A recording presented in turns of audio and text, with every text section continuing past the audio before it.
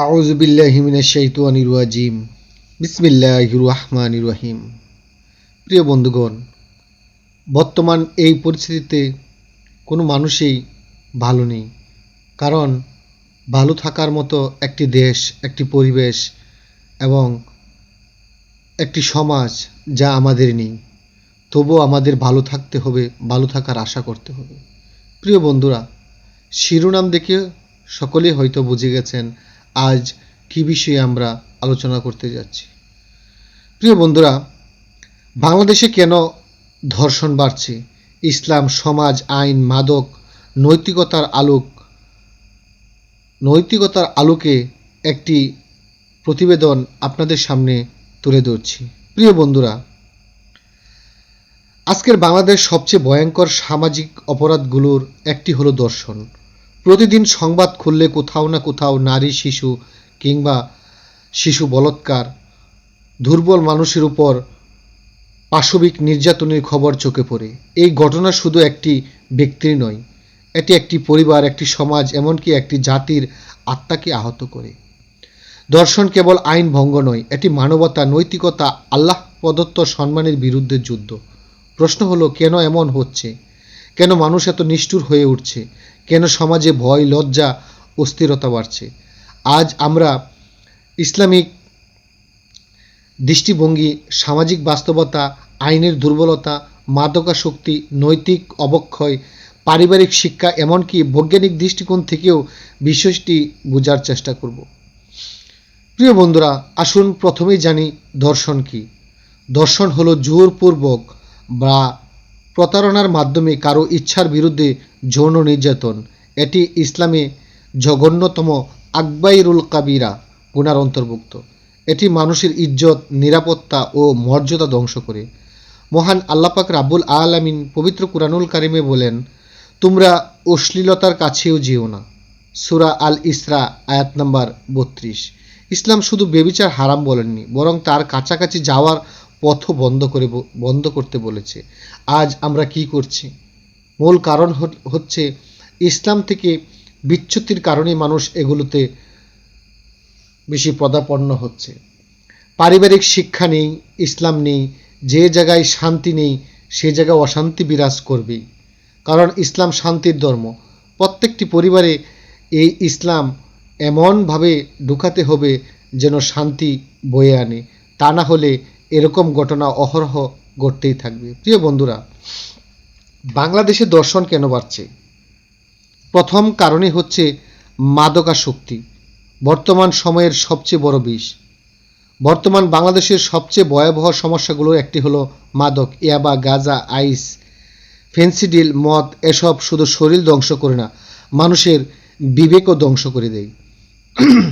মাদকাসক্ত মানুষের মধ্যে আত্মনিয়ন্ত্রণ কমে যায়, যৌন উত্তেজনা ও হিংস্রতা বেড়ে যায়, বিবেক কাজ করা বন্ধ করে, সহানুভূতি নষ্ট হয়, অপরাধের প্রবণতা বৃদ্ধি পায়। বৈজ্ঞানিকভাবে দেখা যায়, মাদক মানুষের মস্তিষ্কের ফ্রন্টাল কর্টেক্স দুর্বল করে দেয়, যেটা সিদ্ধান্ত গ্রহণ ও আত্মনিয়ন্ত্রণের জন্য দায়ী। ফলে একজন ব্যক্তি হঠাৎ হিংস্র বা বিকৃত আচরণ করতে পারে। বাংলাদেশে অনেক ধর্ষণের ঘটনার সাথে মাদকের সম্পর্ক পাওয়া যায়। তাই মাদকের বিরুদ্ধে জাতীয় যুদ্ধ ছাড়া এই সমস্যা কমানো কঠিন। কিন্তু অবশ্যই সরকার মাদকের বিরুদ্ধে যে পদক্ষেপ নিয়েছে সেটা যদি বাস্তবে রূপ ধারণ করতে পারে তা অবশ্যই একটি সুফল বয়ে আনবে। পর্নোগ্রাফি ও অশ্লীল সংস্কৃতি। মোবাইল ফোন আজ মানুষের হাতে পৃথিবী এনে দিয়েছে, কিন্তু সেই পৃথিবীর সাথে এসেছে অশ্লীলতা। অতিরিক্ত পর্নোগ্রাফি মানুষের মস্তিষ্ককে বিকৃত করে। বিজ্ঞানীরা বলেন, দীর্ঘদিন পর্নোগ্রাফি দেখলে মানুষের স্বাভাবিক অনুভূতি কমে যায় এবং বিকৃতি কল্পনা বাড়ে। এর ফলে নারীদের প্রতি সম্মান কমে, যৌনতা ভোগের বস্তু মনে হয়, বাস্তব জীবনে অপরাধের ঝুঁকি বাড়ে। ইসলাম এজন্য দৃষ্টি সংযমের নির্দেশ দিয়েছে। আল্লাহ বলেন, মোমেন পুরুষ বলুন তারা যেন তাদের দৃষ্টি নত রাখে। সূরা আন-নূর আয়াত নাম্বার 30। দৃষ্টি সংযত রাখাই হচ্ছে মানুষের দুটি দৃষ্টি থাকে, অন্তর্দৃষ্টি এবং বাহ্যিক দৃষ্টি। বাহ্যিক দৃষ্টি নীরব থাকলেও, বন্ধ থাকলেও যদি অন্তর্দৃষ্টি দিয়ে মানুষ ভাবে, কল্পনা করে, তাও খারাপ বয়ে আনে। দুটি দৃষ্টি বন্ধ করতে হবে। নৈতিক শিক্ষার অভাব। আজ মানুষ শিক্ষিত হচ্ছে কিন্তু চরিত্রবান হচ্ছে না। ডিগ্রি বাড়ছে কিন্তু লজ্জাবোধ কমছে।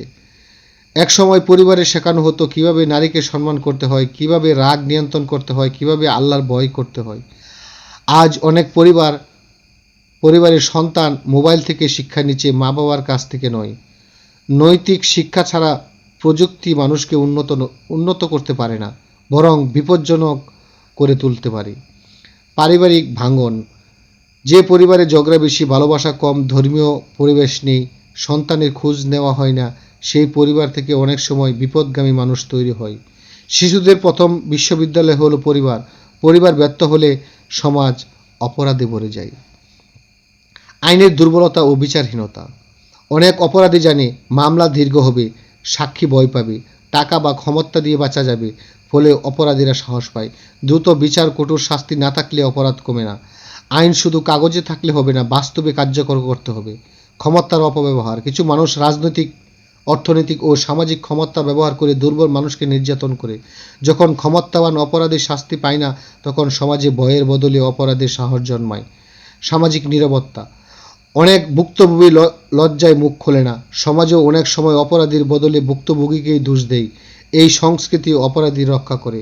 ধর্মীয় অনুশীলন কমে যাওয়া। যে মানুষ আল্লাহকে ভয় করে সে গোপনে অপরাধ করতে ভয় পায়, কিন্তু যখন মানুষের হৃদয় থেকে আল্লাহ ভীতি কমে যায়, তখন সমাজে অপরাধ বাড়ে। রাসূল সাল্লাল্লাহু আলাইহি সাল্লাম বলেছেন, লজ্জা ঈমানের অংশ। আজ সেই লজ্জাবোধ কমে গেছে। বাংলাদেশের 6 ঋতুর দেশ, আবহাওয়া কি কোনো প্রভাব আছে? অনেক প্রশ্ন করেন। গরম আবহাওয়া, ঋতুর পরিবর্তনের কারণে মানুষের আচরণ প্রভাব পড়ে। বৈজ্ঞানিকভাবে কিছু সীমিত প্রভাব আছে। অতিরিক্ত গরম আবহাওয়া মানুষের বিরক্তি বাড়ে, রাগ বৃদ্ধি পারে, হরমোনের সামান্য পরিবর্তন হতে পারে, কিন্তু এটি দর্শনের মূল কারণ নয়। কারণ একটি আবহাওয়া কোটি কোটি মানুষের অপরাধ না। অপরাধের মূল কারণ হলো নৈতিক দুর্বলতা, আত্মনিয়ন্ত্রণের প্রভাব, মাদক, বিকৃতি চিন্তা, আইনহীনতা। আবহাওয়া কোনো মানুষের ধর্ষক বানায় না, চরিত্র বিবেকের পতনই মানুষকে অপরাধী বানায়। ইসলামের দৃষ্টিতে আল্লাহ ভীতি সৃষ্টি করা, দৃষ্টি সংযম করা, নামাজ প্রতিষ্ঠা করা, রোজা বা আত্মসংযম করা, পর্দা শালীনতা করা, মাদক সম্পূর্ণ নিষিদ্ধ করা, পরিবারে ধর্মীয় পরিবেশ গড়া। আইনের দৃষ্টিতে করণীয়: দ্রুত বিচার, ট্রাইব্যুনাল বৃদ্ধি, ধর্ষণ মামলা দ্রুত তদন্ত, প্রভাবশালীদের শাস্তি নিশ্চিত করা, নারী ও শিশুর নিরাপত্তা জোরদার করা, স্কুল কলেজে সচেতনতামূলক শিক্ষা দেওয়া, মাদক বিরোধী কঠোর অভিযান করা, অনলাইনে পর্নোগ্রাফি নিয়ন্ত্রণ করা, ভুক্তভোগীদের নিরাপদ সহায়তা করা। ভুক্তভোগীকে দোষারোপ বন্ধ করতে হবে। এই সমাজে পরিবারের সময় দিতে হবে, সন্তানদের মোবাইল ব্যবহারে নজরদারি ও সামাজিক আন্দোলন গড়ে তোলা। মসজিদ, স্কুল, মাদ্রাসা এগুলোকে ধর্মীয় সঠিক শিক্ষায়িত করা। বিবাহ সহজ করতে হবে। তরুণদের খেলাধুলা ও সৃজনশীল সঙ্গে যুক্ত করতে হবে। পুরুষদের চরিত্র গঠনে গুরুত্ব দিতে হবে। উভয় নারীকেও চরিত্র গঠনে গুরুত্ব দিতে হবে। যুব সমাজকে নারী ভোগের বস্তু নয়। হে যুব সমাজ, সে কারো মা, কারো বোন, কারো সন্তান। একজন দর্শক শুধু একজন মানুষ নয়, পুরো সমাজকে কলঙ্কিত করে। শক্তি মানে দুর্বলকে আঘাত করা নয়, শক্তি মানে নিজের নফসকে নিয়ন্ত্রণ করা। প্রিয় বন্ধুরা, এই দেশের আমাদের দেশে আলেম সমাজের মধ্যে যে বলৎকার মাদ্রাসাগুলোতে প্রচুর বৃদ্ধি পাচ্ছে। একজন আলেম যদি এরকম কাজ করতে পারে, সাধারণ মানুষকে এই দর্শনকে কিছুই মনে করে না।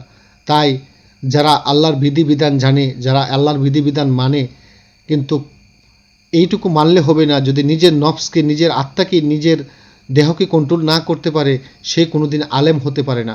সে হয়তো ইসলামী শিক্ষায় শিক্ষিত হতে পারে, সে কোনোদিন আলেম নয়।